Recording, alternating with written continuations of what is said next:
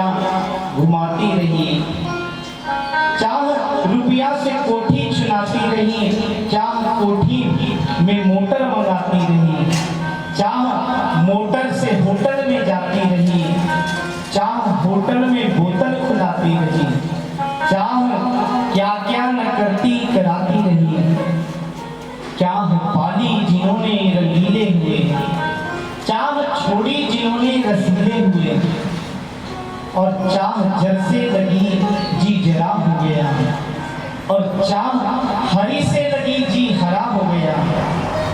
इसलिए चाह और उन्नति तो हरदम चाहिए, पर अगर वो चाहे तो फिर क्या चाहे। इसलिए चाह प्रभु को पाने की नहीं चाहिए, क्योंकि प्रभु को पाने की चाह होगी तो जीव कभी भी कहीं भटकेगा नहीं।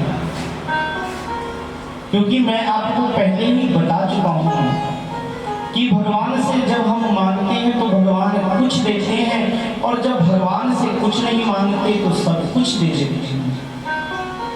इसलिए प्रभु से कभी भी कुछ मांगने की इच्छा नहीं करनी चाहिए, क्योंकि भक्ति तो ऐसी ही होनी चाहिए, निष्काम भक्ति। दूसरे दिन मैंने आपको बताया कि भक्ति कैसी होनी चाहिए, अहेतु के प्रतिहता, हेतु रहित भक्ति होनी चाहिए। मानव कितने भी प्रयत्न कर ले अंधेरे में छाया, मानव कितने भी प्रयत्न कर ले अंधेरे में छाया, और बुढ़ापे में काया, और अंत समय में माया, ये जल्दी नहीं मिटती। इसलिए इसको मिटाने का पहले ही अभ्यास करना चाहिए कि बुढ़ापे में न तो काया में मर जाए और उसके बाद न माया में जाए, केवल प्रभु में मर जाए। अंग्रेजों ने जो हमारी गिनती बनाई है, बड़ी सरल गिनती बनाई। कभी आपने विचार किया इस गिनती के ऊपर? हम प्रायः एक से जो गिनती गिनते हैं 11, 12, 13, 14, 15, 16, 17, 18, जैसे ही 18 वर्ष का बालक हो जाता है तो सरकार उसे क्या कहती है? बालिक हो गया। बालिक क्यों हो गया? क्योंकि अब उसको अधिकार मिल गया तो जो चाहे सो करे। वो अधिकार इसलिए मिला कि वो भगवान का भजन करे, क्योंकि 18 के बाद क्या लगता है? 19 ईश को भज ले, नहीं तो कल्याण नहीं होगा। इसलिए भगवान को भज 19। और कब तक भज? आगे गिनती गिनते जाइए, 20, 30, 40, 45, 46, 47, 48, 49 और 50।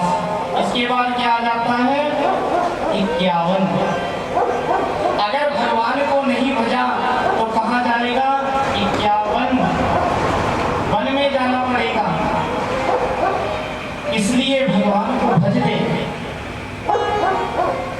अगर चाहकर नहीं जाएगा तो आगे गिनती बढ़ती चली जाएगी।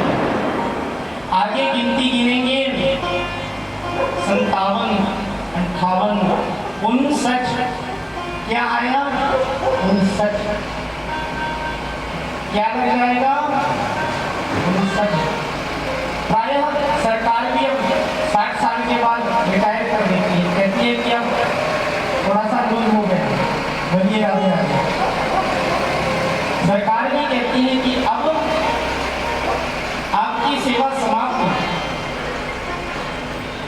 और जब कोई किसी बड़े बुजुर्ग को ये कहने लगे कि आप सठिया गए तो और क्रोध आता है।